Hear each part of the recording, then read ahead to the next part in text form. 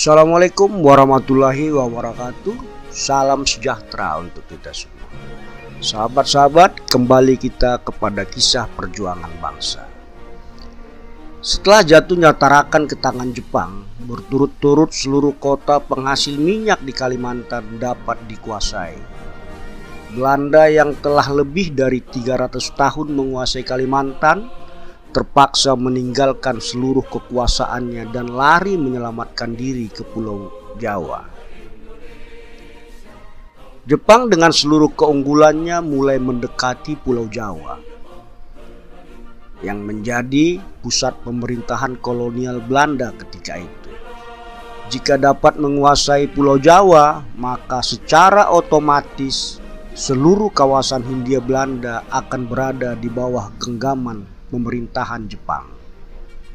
Tapi Jepang tak ingin gegabah dalam mengambil keputusan. Sebelum menyerang Pulau Jawa, Jepang terlebih dahulu menyasar daerah-daerah penyangga, diantaranya dengan menguasai Pulau Sumatera.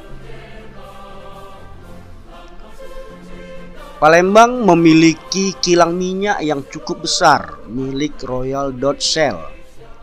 Di sana terdapat 2 buah kilang minyak, diantaranya kilang NKPM yang berada di Sungai Grong, serta kilang minyak yang terdapat di Pelaju bernama BPM. Keberadaan kilang-kilang minyak ini tentu sangat dibutuhkan oleh Jepang untuk mendukung operasi militernya di kawasan Asia. Belanda dan sekutu telah mengetahui rencana Jepang untuk merebut Palembang. Belanda yang telah jatuh mental saat menghadapi Jepang di Kalimantan berusaha membangun kekuatan dengan bantuan tenaga militer sekutu. Maka dibentuklah Komando Amerika, Inggris, Belanda, dan Australia yang mereka sebut dengan nama Abdacom.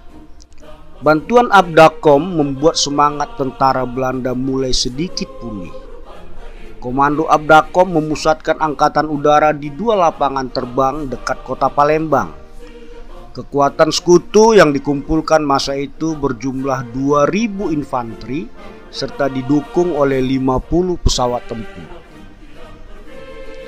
Belanda berharap dengan dukungan tentara sekutu mereka akan dapat menahan dan mengalahkan Jepang.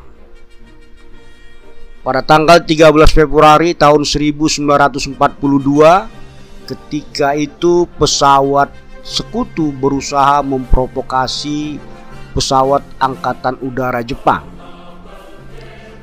Jepang menyambut provokasi sekutu dengan menurunkan pasukan terjun payung di bawah perlindungan penuh dari pesawat pembom Jepang.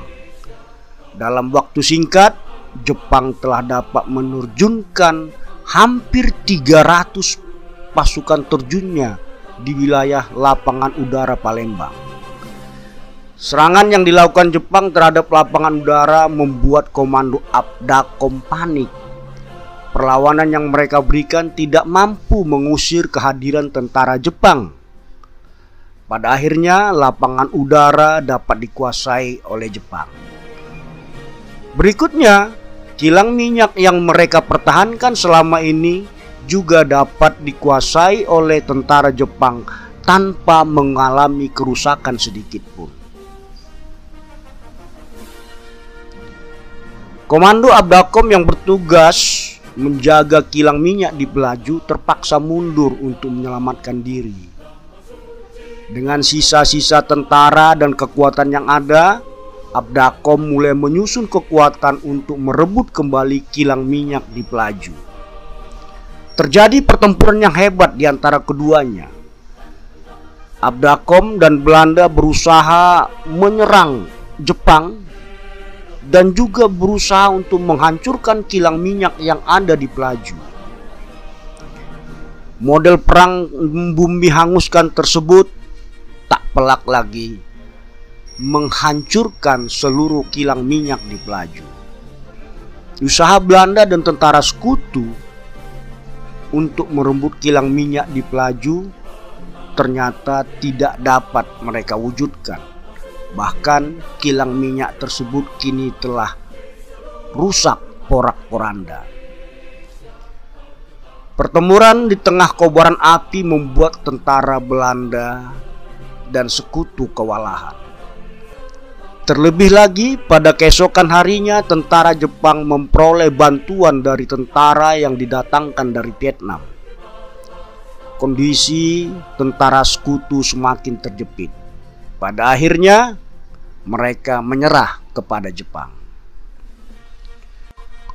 Pada tanggal 15 Februari tahun 1942, armada laut di bawah komando Abdakom dipimpin oleh Laksamana Karel Doorman menyerang kapal Kayo Maru menggunakan 5 buah kapal penjelajah dan 10 kapal perusak. Laksamana Karel Doorman terlihat sangat bersemangat memimpin armadanya. Kapal Kayo Maru merupakan kapal modern milik Jepang yang diperlengkapi dengan senjata yang cukup modern dan tangguh.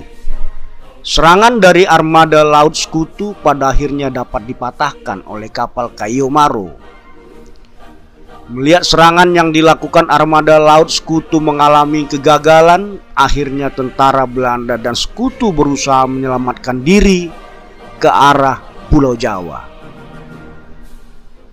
Mengetahui seluruh perlawanan yang dilakukan tidak memperoleh hasil, anggota militer sekutu dan Belanda yang masih tersisa di Palembang berusaha menyelamatkan diri melalui jalan darat dengan melintas di daerah Bandar Lampung. Kemudian mereka menyeberang ke Pulau Jawa. Demikianlah kisah sejarah terusirnya Belanda dan sekutu dari kota Palembang. Terima kasih.